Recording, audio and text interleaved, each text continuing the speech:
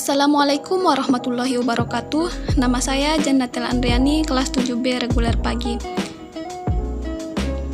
Baiklah, di sini saya ingin membahas tentang mata kuliah semiotika.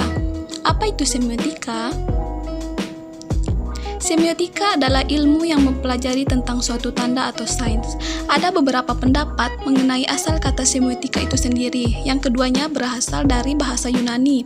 Yang pertama adalah ada kata seme yang berarti penafsiran tanda, sedangkan yang kedua adalah semion yang berarti tanda.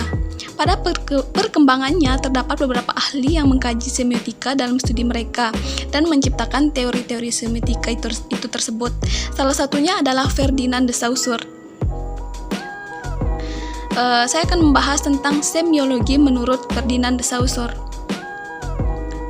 Menurut Ferdinand de Saussure, semiotika adalah ilmu yang mengkaji tentang peran tanda sebagai bagian dari kehidupan sosial.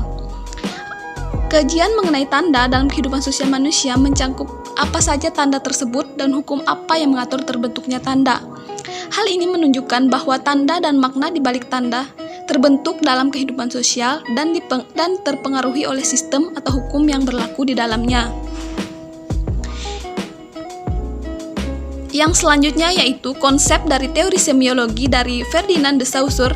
Ada 4 konsep, yaitu yang pertama ada signifier dan signified atau penanda dan petanda. Yang kedua ada langue dan parole, dan yang ketiga ada sinkronik dan diakronik. Dan yang konsep yang keempat yaitu sintakmatik dan paradigmatik. Di sini saya akan membahas pengertian dari konsep-konsep tersebut. Yang pertama tadi signifier dan signified. Signifier adalah bunyi yang bermakna atau coretan yang bermakna. Jadi, penanda adalah aspek material dari bahasa tersebut, seperti apa yang dikatakan atau didengar dan apa yang ditulis atau dibaca. Sedangkan signified adalah gambaran mental, pikiran atau konsep. Perumpamaan dari signifier dan signified ini dapat dianalogikan dengan kata dan benda. Misalnya di sini saya mengambil kata lemari. Secara signifier, kata lemari merupakan komponen dari kumpulan huruf yaitu L, E, M, A, R, dan I. Sedangkan secara signified dapat dipahami sebagai sesuatu yang digunakan untuk menyimpan sesuatu, seperti buku, pakaian, dan lain-lain. Kombinasi dari signifier dan signified ini yang kemudian membentuk tanda lemari tersebut, bukan sekedar benda mati yang digunakan oleh manusia. Yang selanjutnya yaitu konsep selanjutnya yaitu langue dan parole. Langue itu sendiri adalah sistem bahasa dan sistem abstrak yang digunakan secara kolektif, seolah disepakati bersama oleh semua pengguna bahasa, serta menjadi panduan dalam praktik berbahasa dalam suatu masyarakat. Sedangkan parole adalah praktik berbahasa dan bentuk ujaran individu dalam masyarakat pada suatu waktu atau saat tertentu. Saussure menjelaskan bahwa langue bisa dikatakan sebagai fakta sosial dan menjadi acuan masyarakat dalam berbahasa, yang juga berperan sebagai sistem yang menetapkan hubungan antara signifian dan signifi. Langue yang direalisasikan dan diterapkan oleh individu dalam masyarakat sebagai wujud ucapan bahasa ini kemudian disebut sebagai parole.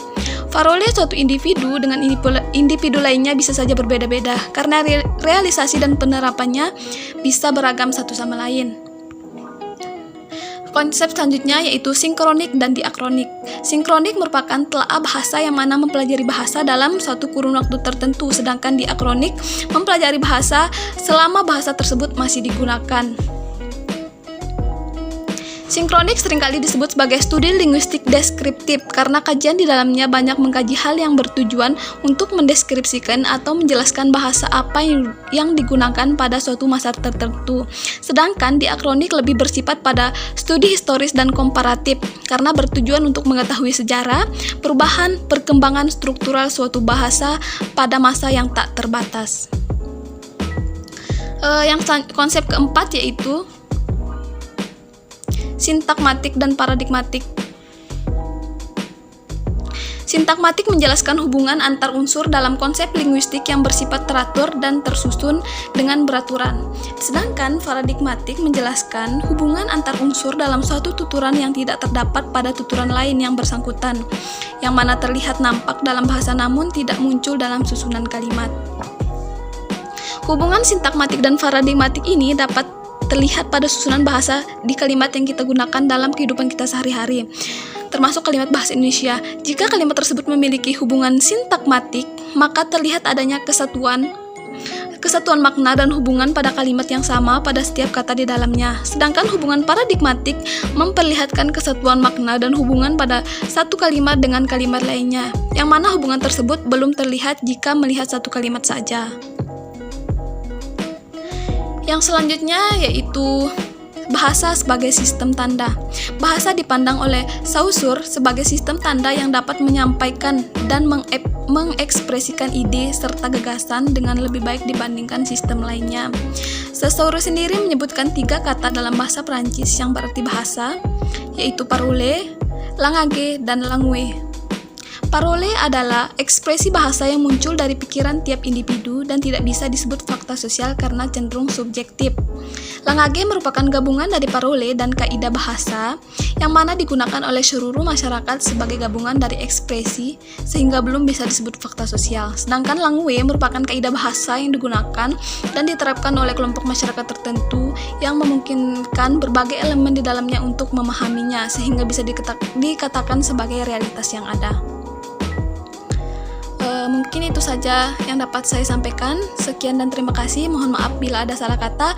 Wabillahi taufiq wal hidayah. Wassalamualaikum warahmatullahi wabarakatuh.